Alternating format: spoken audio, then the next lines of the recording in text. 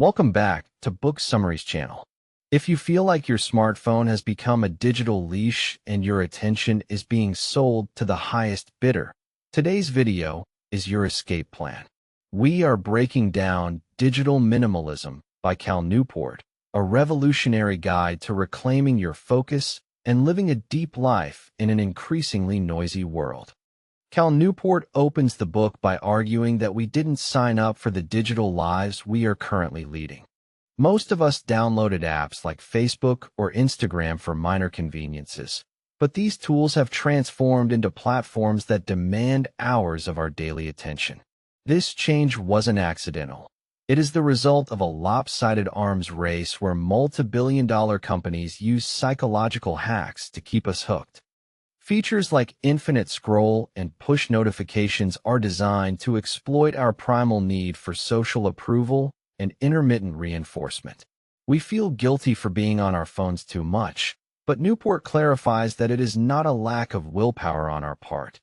Instead, we are fighting against a sophisticated machine designed to break our focus.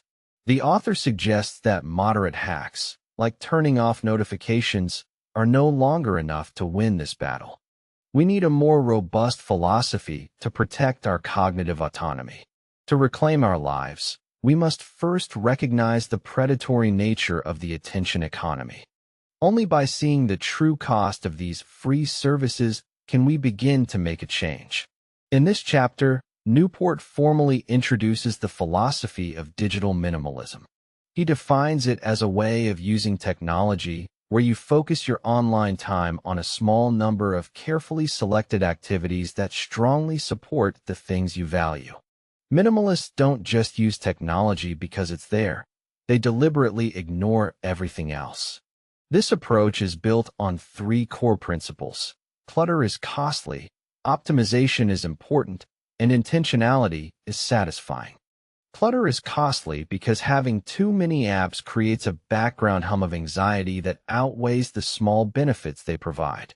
Optimization means that once you identify a valuable tool, you should decide exactly how and when you use it to maximize its utility.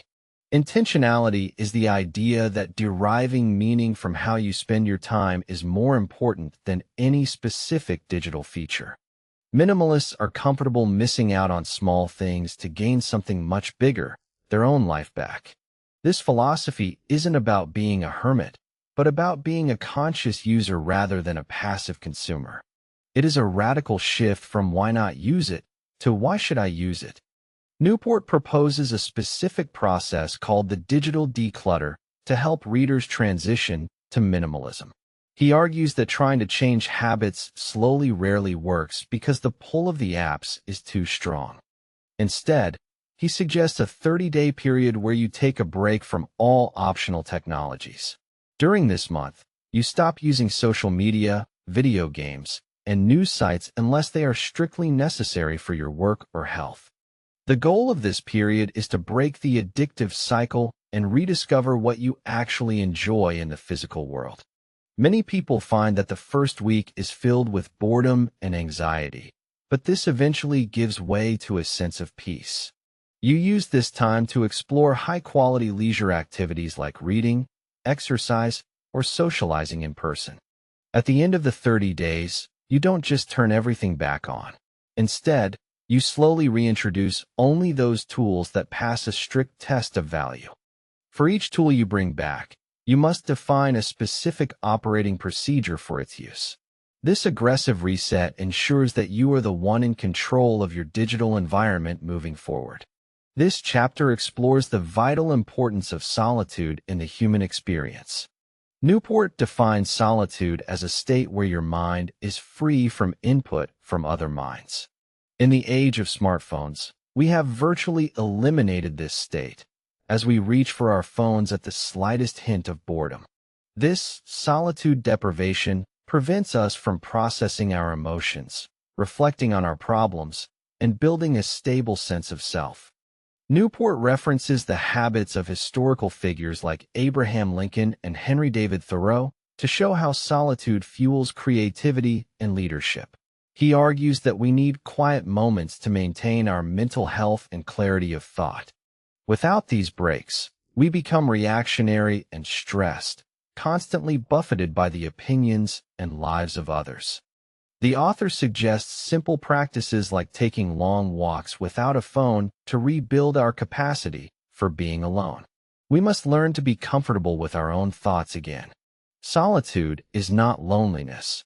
It is the foundation of a deep and productive life. Reclaiming this space is a core tenet of the minimalist lifestyle. Newport takes a critical look at social media and its effect on our social health.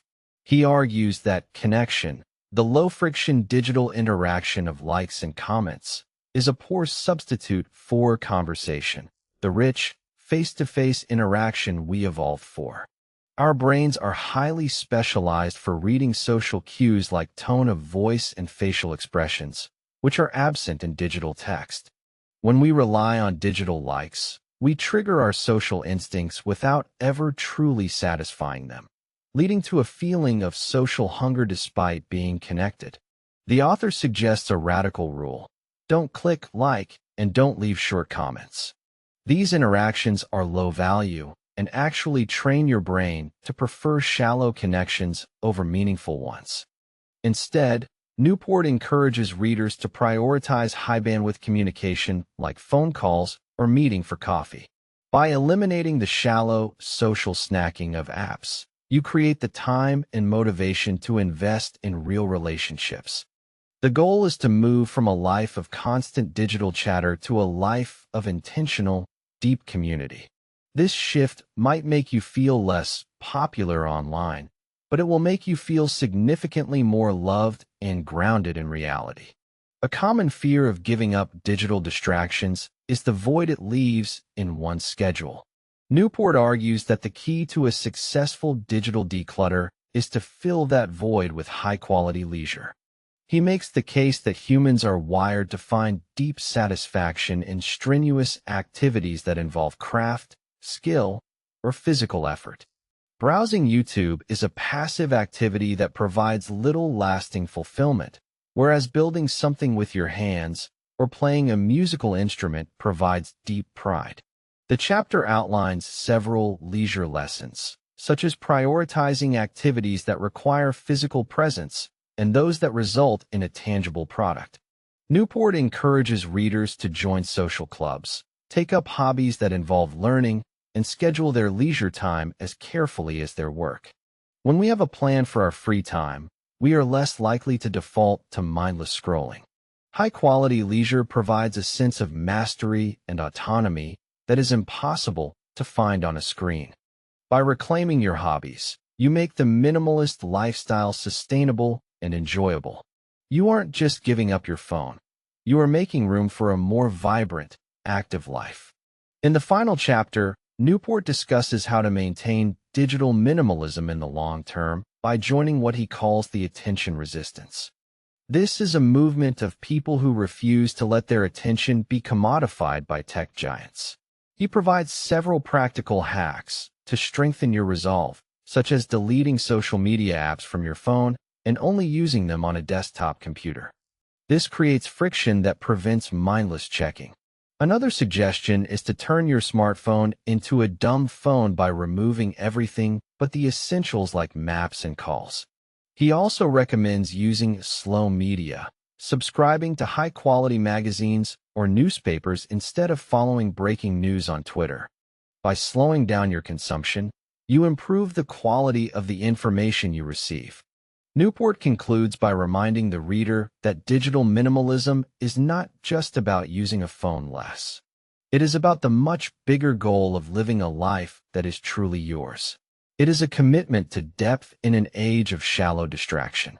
By resisting the pull of the algorithms, you join a group of people who are choosing to live with purpose and presence.